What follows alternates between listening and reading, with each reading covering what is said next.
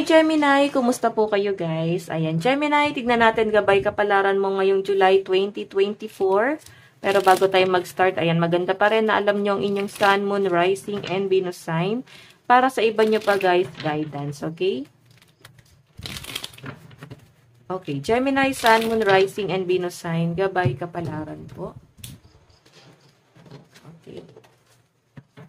Gemini.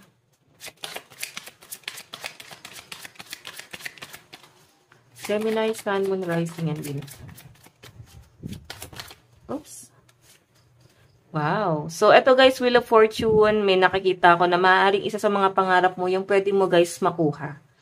Okay? Sa pinapakita rin sa akin, Gemini, na maaaring ikaw, nandun ka sa point na wino-workout mo yung pamumuhay mo eh. Okay? So, marami ka na rin siguro guys na pundar and I think parang, ayan, totoo naman yun guys na parang dapat hindi lang tayo basta-basta nakukontento as long as meron naman tayo guys pambili. Okay? So, nakikita ko guys maaaring meron kang property or pwedeng gamit na bibilhin ngayong July 2024. Ayan. Tignan pa natin.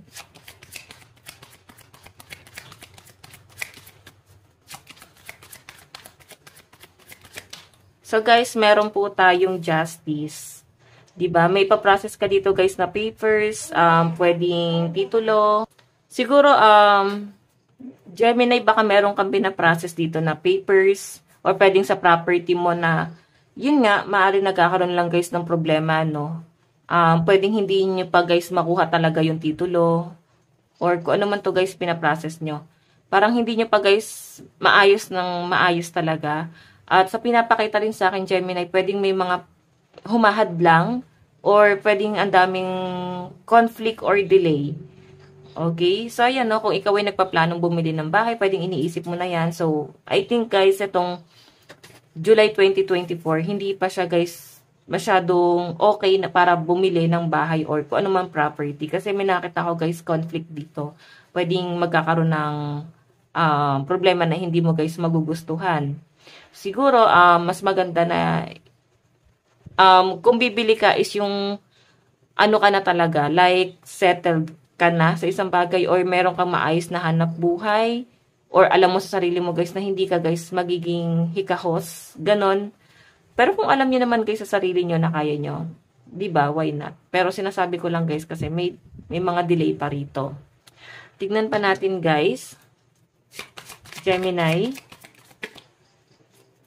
Meron tayong 2 of Wands. Ayan, di ba sabi ko nga sa inyo, mukhang nagdadalawang isip ka pa nga dito. Lalo na sa mga OFW guys na nagpaplano na po na, ano ba to, business. Nagpaplano kang bumili ng bahay, magpagawa ng bahay. Siguro guys, hindi ito yung practical, no, hindi pa masyadong practical para sa inyo. Lalo na nagdadalawang isip ka pa nga rito. Tignan pa natin. Oops. Meron tayo guys, Ace of Wands. Okay. Iba sa inyo guys, maaaring ano lang naman, titingin-tingin ka lang para magkaroon ka ng ibang option or alam mo kung ano lang talaga yung, kung ano yung mga lalakarin mo, ganun. Or alam mo kung ano pa yung kulang or kung sakali guys, meron ka guys idea para dadalhin mo siya guys sa future, para kung sakaling ready ka na, meron ka na guys idea, no? And sa pinapakita rin din sa akin naman dito, Gemini, hindi ka naman din talaga nagmamadali kasi ayaw mo rin guys pahirapan yung sarili mo. Kung hindi naman to guys patungkol sa property, pwedeng sa trabaho, Gemini. Pwedeng meron kang pinag-iisipan dito, Gemini, na lumipat ng trabaho, pero hindi mo siya guys mamadaliin. Pwedeng meron ka guys inaantay dito. Okay, and I think tama yon. Huwag muna kayo guys magmadali kung lilipat ka ng trabaho. Lalo na kung ikaw ay may mga hinuhulugang property, gamit, 'di ba? So, tignan pa natin guys. Pagdating sa love life nyo.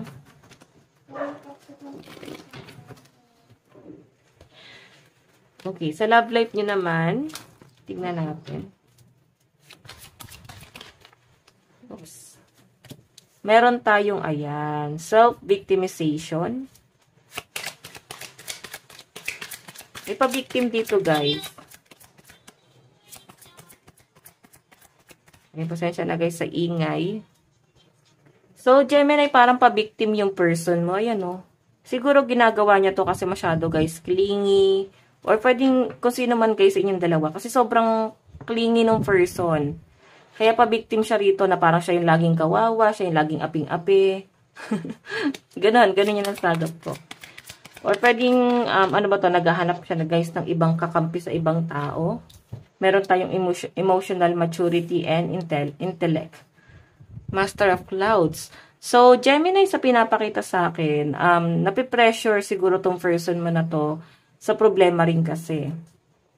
Hindi naman para bang nagsiself-victim siya rito. Siguro guys, or parang pa-victim, hindi naman siguro yun ang intention niya, pero yun talaga yung lumalabas. Kasi parang bugbog na to guys sa problema. Bugbog na rin siya guys sa problema niya sa ibang tao, na para bang siya yung lagi nilalapitan. Kasi ganun siya guys ka-strong. Tapos siya yung pag down na down, hindi niya alam kung sino nilalapitan niya. Kaya ikaw parang special person niya. Ikaw yung masasandalan niya ngayon. Siguro kasi guys, mas magaling ka sa person mo. Okay, mas ka dun sa person, mas lamang, ganon. So, Gemini, kung makita mo, matalino kasi kayo. So, okay lang din naman guys na magdrama tong person mo. Pero siguro, nape-pressure kasi siya guys. Nape-pressure siya rito. Tignan pa natin. Meron tayong unlearn. Ayan o. Parang walang natutunan tong person na to guys. Masyadong clingy. Minsan kasi guys, pag masyado tayo guys nakapokus to sa person, para bang ang focus lang natin is dapat mahalin din nila tayo. Hindi kasi siya guys nag-work talaga. Okay? Kailangan magkaroon din ng ibang libangan eh. Kung gusto talagang i-work out to. Tignan pa natin guys. Love advice. Meron tayong universe. The universe is guiding you to that special person. Allow everything to take its natural course. Okay, so mukhang may magandang plano sa universe sa inyong dalawa ni person. So, mararamdaman nyo yan guys, parang ang clingy-clingy ng person mo ngayong July. Siguro may gustong mangyari na baka yun, baka magpapabili pa na ng bagong cellphone, gadget, or baka may kasalanan. Diba? So, tignan natin guys, meron tayong recognition. Mukhang meron kayo guys, a-attend na event ni person. May iba sa inyo guys, baka may blessing din na paparating dito. Tignan pa natin guys, pagdating sa inyong pera at trabaho, Gemini. Pera at trabaho. So guys, meron po tayong need. 5 of Gems. Mukhang meron din kayo talaga guys, pangangailangan nun. Naiiyak na lang din yung iba sa inyo kasi mukhang ikaw tong mas malaking kumita. Or pwedeng yung person mo yung mas malaki ang kumita. Then, parang kailangan nyo ng tulong ni person. Kasi parang kung ikaw guys yung malaki kumita, pwedeng hindi mo rin guys kinakaya kasi ang dami nyo guys sigurong responsibility. So, parang kailangan, ayan, so ayan guys, pasensya na kung may may maingay na bata, nag-aalaga kasi ako ng bata. Okay, Gemini, tignan pa natin. Parang kailangan pa ng guidance ng iba sa inyo. Yun, no? Kasi, sabihin na nating matagal ka na dun sa company mo, gamay mo na yung sitwasyon, gamay mo na yung trabaho mo. Pero minsan kasi guys, may pangangailangan ka rin talaga. Okay, siguro may mga tinitrain yung iba sa inyo, baka trainee kayo. Meron tayong take the leap. So, meron kayo guys, itatry dito. Pwedeng bago pa lang to sa inyo. Feeling nyo kasi guys, may potential ka dun sa bagay na yun, kaya parang gustong itry ng mga Gemini. Okay, so guys, meron tayong heartbreak. Ayan. So, parang gustong-gusto nyo talaga yung bagay na yun. Yun nga lang guys, mukhang hindi nyo pa guys makuha tong bagay na to. Kaya parang nahihirapan kayo o nasasaktan kayo na feeling nyo pinagkakait pa sa inyo yung bagay na yun. Siguro kasi, hindi pa talaga siya guys nararapat. Okay, baka may ibang taong magtuturo sa inyo na tong bagay na to. Okay, tingnan natin. Meron po tayong wandering path, enjoy the journey. So, sinasabi rito guys, kung ikaw may pagdududa sa mga gagawin mong action ngayong July 2024, so sinasabi rin nga rito na wag mo nang ituloy kasi minsan, pag nagdalawang isip, hindi maganda yung nangyayari. So, pag sure ka na, diba, ituloy mo. Pag sure ka na dun sa bagay na yon, okay? So, guys, ito lang pong inyong reading. Maraming salamat po. Bye-bye.